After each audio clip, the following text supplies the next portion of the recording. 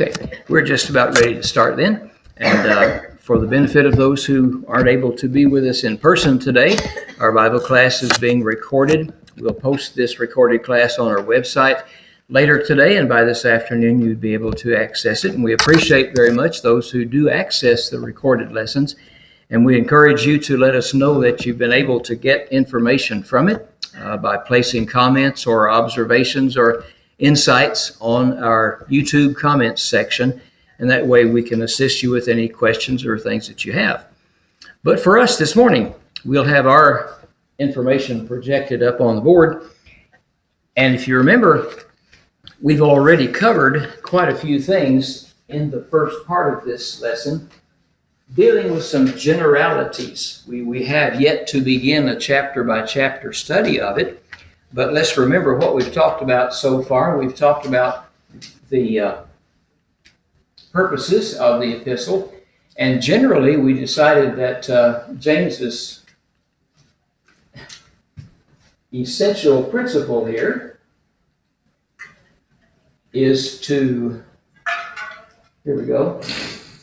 meet the needs of the Jewish Christians.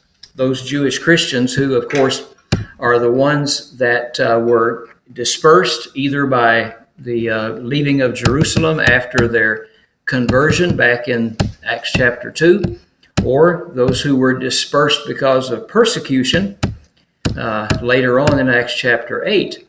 But whoever the recipients were, they had some needs in the places where they were going to, and I'm just getting our pages caught up here for the recorded session. And we went through several of these needs down through about number 6 or so. And remember what we talked about? Some of it involved admonishing them to take the proper attitude toward trials and tribulations. They would be suffering trials and tribulations, and they needed to know that in the first chapter of his letter there, James deals with that. He said, you're to count this a joy when you fall into these persecutions. He also, in the first chapter, exhorts them about how to receive the Word of God.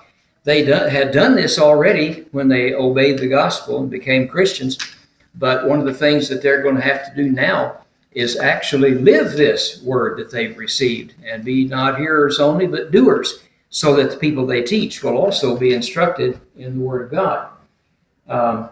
James tells them in the second chapter that you need to be instructed about not showing partiality.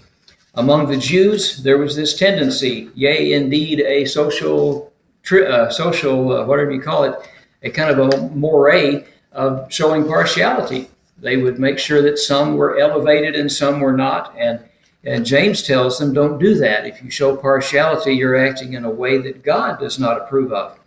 And so they were told about that. Also, in the second chapter, James instructs them about the purpose of faith and works working together.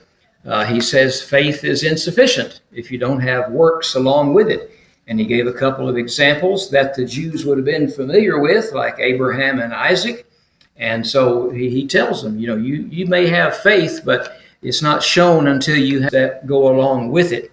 So that was important. The Jewish Christians needed to know that there was a twofold way here of being part of the gospel, and that is both hearing and doing. He also warned them about the dangers of the tongue. The sins of the tongue, there in chapter 3, James goes through quite a lot of information about how bad the tongue can be if you don't rein it in. He even says a person's not truly complete as a Christian if they cannot rein in the tongue. And so he's given them that admonition. Why is that, you reckon? I didn't think about this when we were talking about it, but were the Jews especially prone to sinning with the tongue? That's how they would speak out against Christ, speaking out against Christians, and not only just against, but to the extent of willing to bring people to death because of other words and things that they plotted against. They certainly did that in respect to Jesus. They spoke out against him. They did not fully consider the effect of the words they were using, and so it led to Jesus' death. I'm not sure if it is something we notice a lot, but during the time of the Jews during that 400 years of silence before Jesus came. I think there was this buildup of kind of kind of an explosive nature among the Jews. They like to think last and speak first. And that's what James warned them about. What was it? Do you remember James says there about speaking and hearing and getting angry? How does he say that? Anybody remember? Be what? Angry, but slow to. Yeah, and before that he says be Slow to wrath. Slow to wrath, which comes before that. Swift to hear, slow to wrath, and slow to anger. Okay? So in that little short statement, he's warning them about how to properly exercise hearing and acting or speaking. Okay? And then we're pretty much down to number 6, where we wanted to really get into this today. Point number 6 there, and we're still talking here about purposes of the epistle. Why did James write this? One of the purposes was to meet the needs of these Jewish Christians.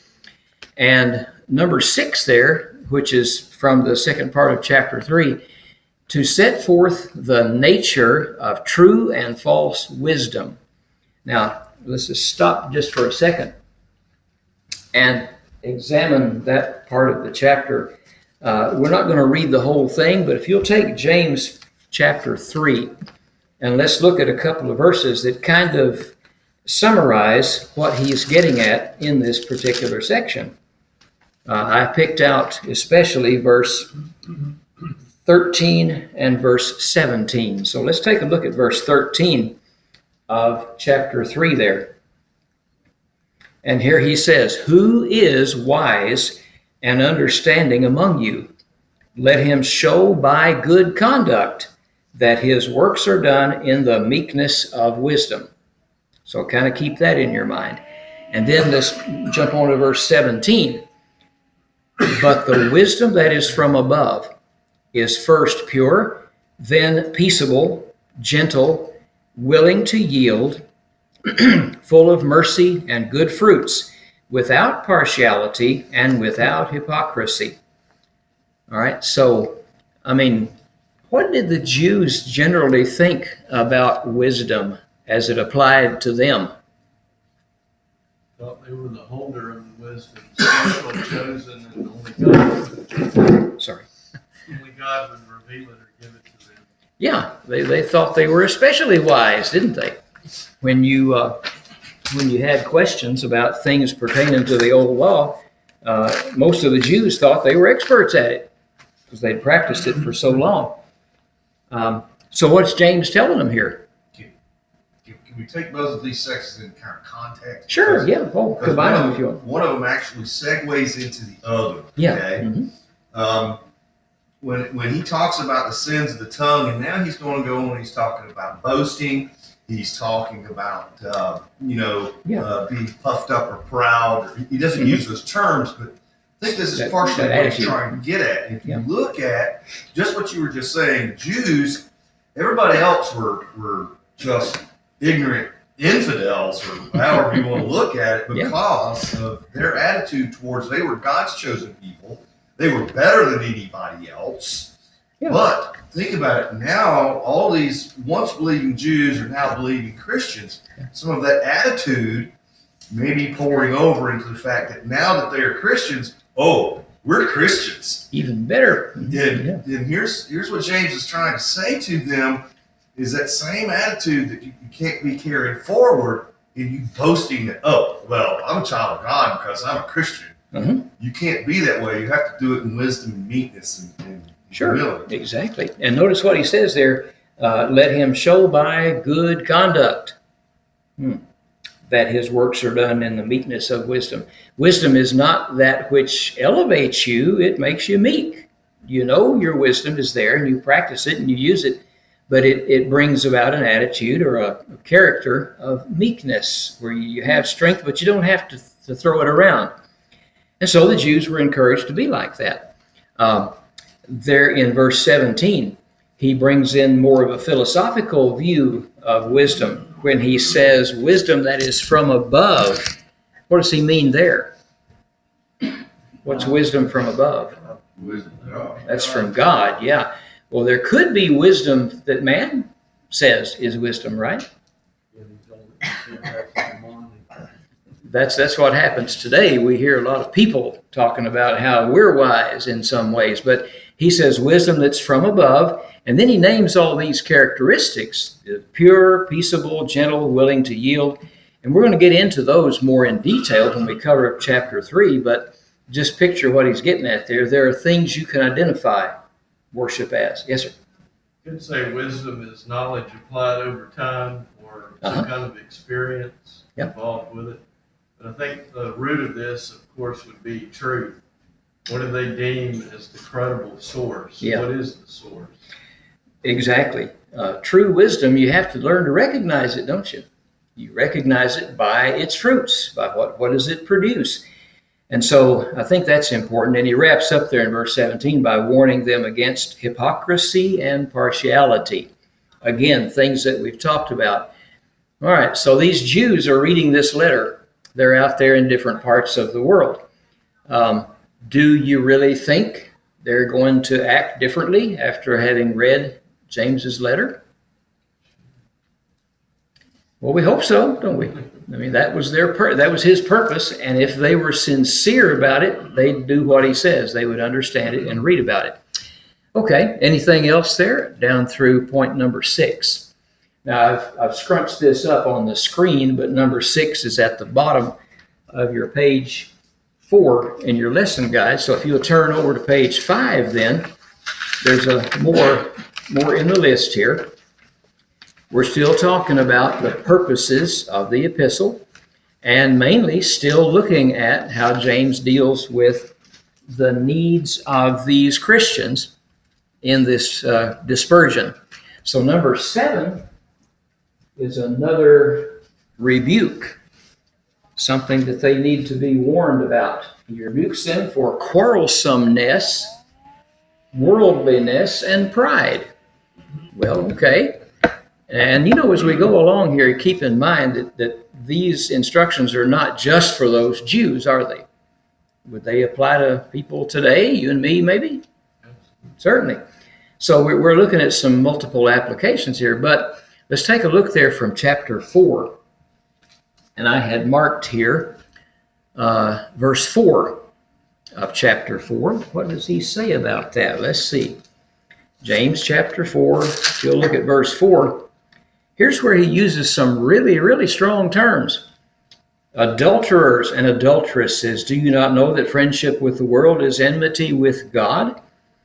Whoever therefore wants to be a friend of the world makes himself an enemy of God. So he's talking about worldliness there, I think. Being a friend of the world, wanting to be like people in the world. The world is really people, isn't it? It's the people who inhabit the world. And if you want to be like them and their friends, he says here to those Jews, you're going to be not a friend of God. You'll be an enemy of God. I think also picked out verses 7 and 8 to kind of hit the main points here. And here he says, therefore submit to God. Resist the devil and he will flee from you. Draw near to God and he will draw near to you. Cleanse your hands, you sinners, and purify your hearts, you double-minded. Now, there could be other verses in there that certainly pick out the main points, but let's think about here. Brother Taylor says that James was rebuking them for things like quarrelsomeness. Okay, well, let's go back up to the first part of the chapter. He starts right off by saying, where do wars and fights come from? Do they not come from your desires for pleasure that war in your members? So there's some kind of an internal conflict that causes wars and fightings. What was it about the Jews? Were they especially known for being quarrelsome and wanting to pick a fight and all that? Yeah, the Romans were battling constantly. Yeah, the Jews were not easy to get along with, were they? And sometimes their quarrelsomeness, I think it might have developed from the way things were done in the synagogues during that long period of biblical silence. The synagogues began to arise everywhere, and those Jews would get in the synagogues and they would argue scripture points. We're told by historians that a lot of it was not just quiet, calm teaching. It was arguments, quarrels. Yes, sir. Not only that, they actually had their different factions: Yeah. Pharisees, Sadducees, Zealots, Essenes, Herodians, several others. Yeah, all those guys. Yes. Yeah, and those arose during that time when the period of silence was present. Well, so he's just telling them here, in general, we'll get to this more when we study chapter 4 in detail. He's rebuking them for this spirit of quarreling, strife, of worldliness, and pride too. If you look a little farther there at the ones we just read, verses 7 and 8, right before that, verse 6, he writes, he gives grace, he gives more grace. Therefore, he says, God resists the proud, but gives grace to the humble. So the Jews there would know that in order to obtain this grace that God was pouring out on them, they should remain humble. And then he tells them how to be that way, to submit to God and resist the devil, and to draw near to God in the proper way by cleansing all the sin from your lives and your hearts. Anything else that you see there? Insights relating to the Jews or to us, maybe? Okay. Again in verse 7. Yes, ma'am. Therefore submit to God, resist the devil and he will flee from you. Notice that therefore submit to God comes first. It does, yeah. How are you going to resist the devil if you don't submit to God? Well, that's a great point. We're not powerful enough to resist the devil, are we? We may think we know how to defeat him, but until we submit to God and let his power be that which we rely on, then we're not going to defeat Satan in any sense. Good point. Thank you. Anything else, Jerry? Well, and if we seek to be in God's presence, then we're in the light, and darkness, which is Satan, cannot exist there. Yeah. So he's telling these Jews more or less, stay in the light. Mm-hmm. Get yourselves out of that darkness of Satan's realm. And again, he's talking about purifying your heart. You can't have darkness and sin in your hearts and be humble and submitting to God. So there's some pretty good advice there. Let's move along to number 8. He says here from chapter 4, the latter part of it, that James is instructing these Jews to be considerate toward their brethren. Okay. Well, now, wait a minute. Weren't the Jews all one big happy family of Jewish brethren? Jeremy mentioned a while ago, they had all kinds of factions, didn't they? You had the biggest ones, the Pharisees and the Sadducees, but among those you even had factions. So I think maybe James recognized that. He said that's going to be a detriment to you as you try to spread Christianity. And so in chapter 4 there, verses, what did I say there? 11 and 12, we can just read those and you'll see what he's getting at. Verse 11 says, do not speak evil of one another, brethren. He who speaks evil of a brother and judges his brother speaks evil of the law and judges the law. But if you judge the law, you're not a doer of the law, but a judge. Therefore, there is one lawgiver who is able to save and to destroy. Who are you to judge another? Okay. Now, we'll get more into that when we study chapter 4 specifically, but from just the broad overview, is he saying to the Jews there, don't make judgments about what's right or wrong? But you have to do that. Yeah. Are you basing it on the Bible truth, or is it emotion, or some other thing that you shouldn't necessarily be looking at? Right. The Bible. Bible. Yeah, the Scripture gives you the things you need to use to make judgments with about right and wrong. And the Jews knew about the law. They were quite well versed in the law. And they could probably sit down and tell you point by point what's wrong about whatever you're doing. Truly, God's already judged on it. He said it's wrong and you're not supposed to do it. Right. Don't be presupposing God. But there's a bigger picture too. This when he says here, judging your brother, that's more along the lines of the word condemn. when you make that condemnation. We've talked about this before. God is the, excuse me, the one who makes that final condemnation, if it's appropriate, not us. And so he was warning them not to be that final authority. You say what's right or wrong and help people understand it.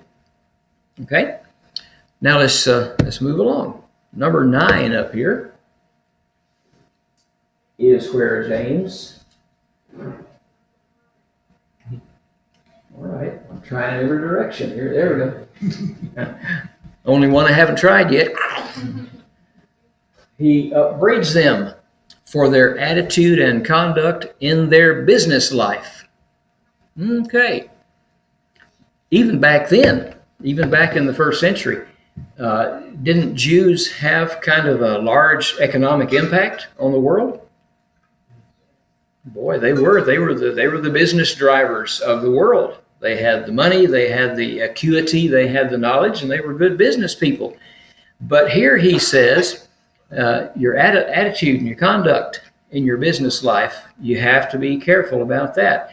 And it comes from chapter 4, verse 13, all the way up into chapter 5, about verse 6. So I picked out a couple of verses there just to set the stage for it. And let's see.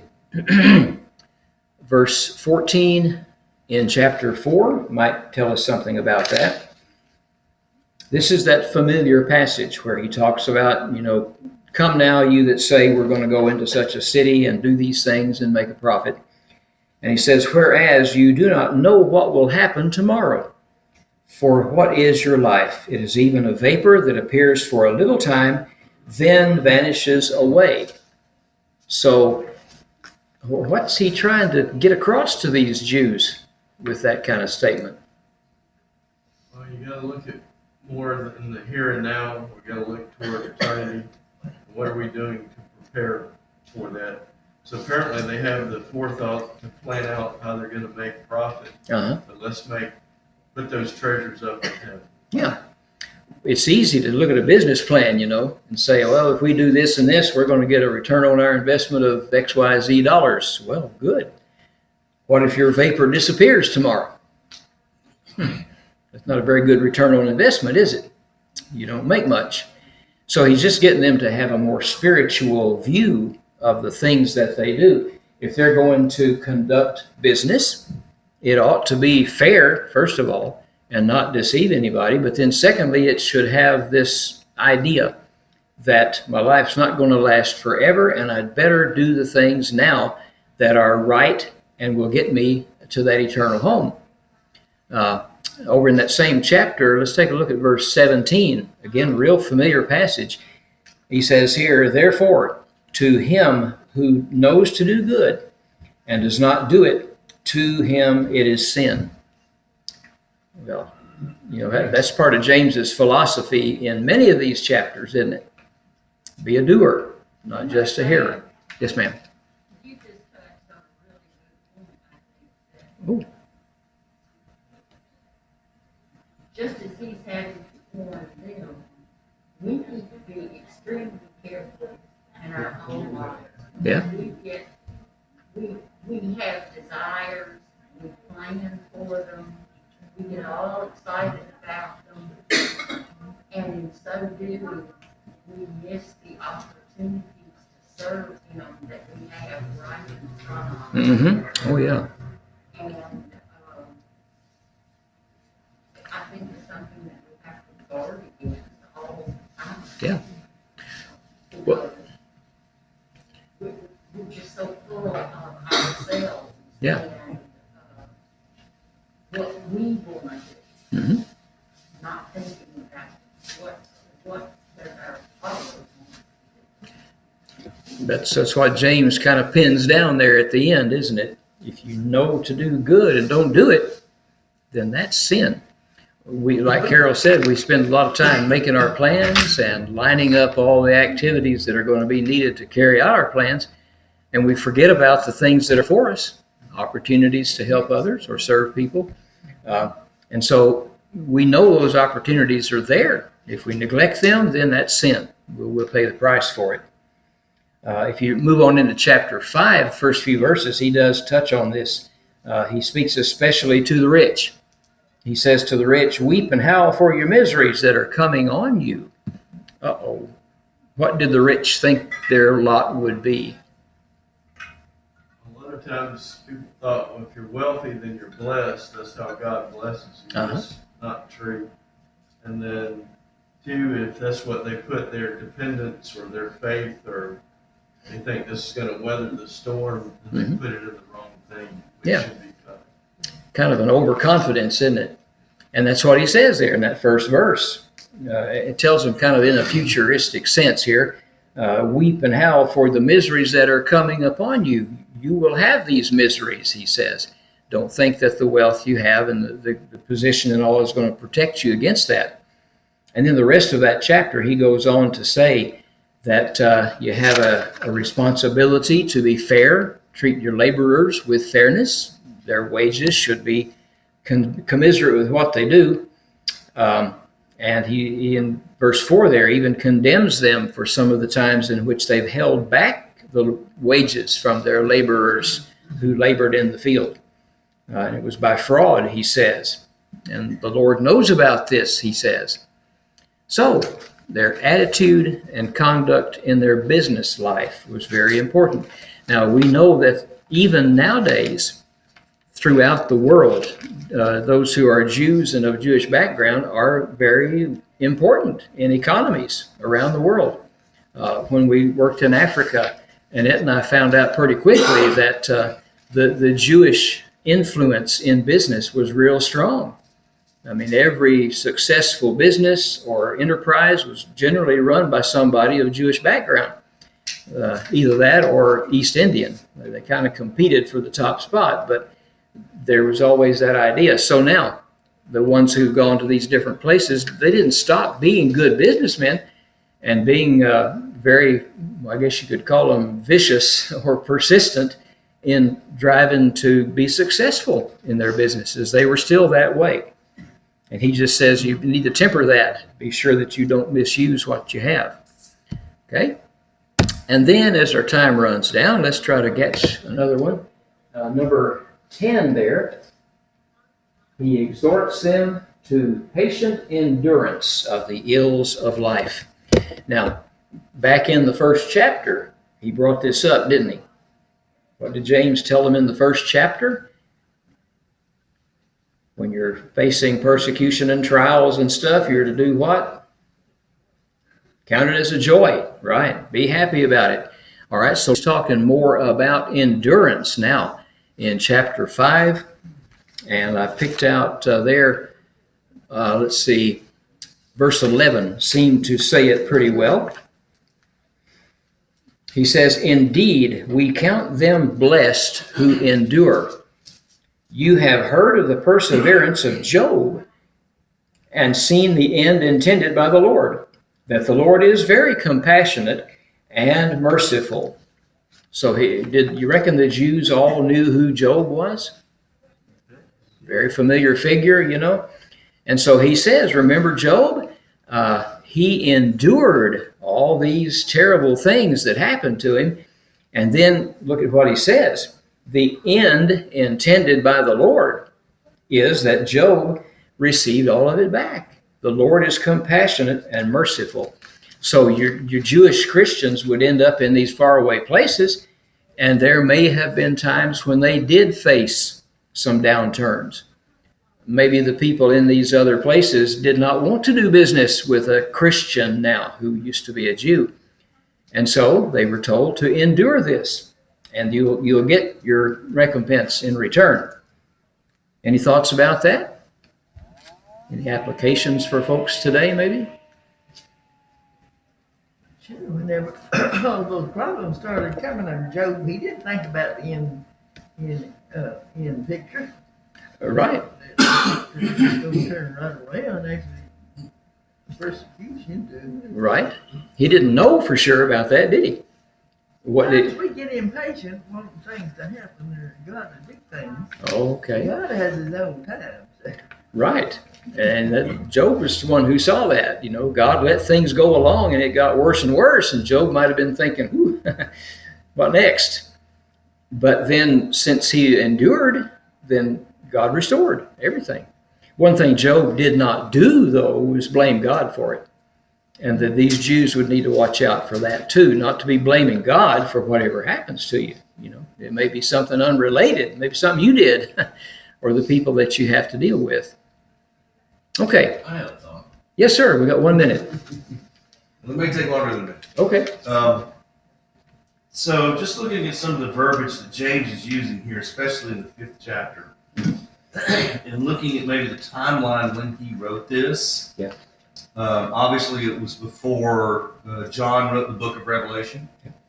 Don't know how far in advance, but if you think about prior to what John was writing about, the fall of Rome, the fall of Jerusalem, and the persecutions that were about to, or they were enduring, or really going to have to endure. James may be setting this up somewhat because, you know, there's probably at the time of his writing, we're not having such serious bad times as we're about to come about. Yeah. So, you know, he talks about them being rich. He talks about the, you know, and how they've just enjoyed life and things of that nature. How they've had ill-gotten gains and things of that nature. But in the first verse, he says something here. Come now, you rich, weep and howl for your miseries that are coming upon you. Right. So, and then you drop down to the 8th verse. You also be patient. Establish your hearts, for the coming of the Lord is at hand. Right.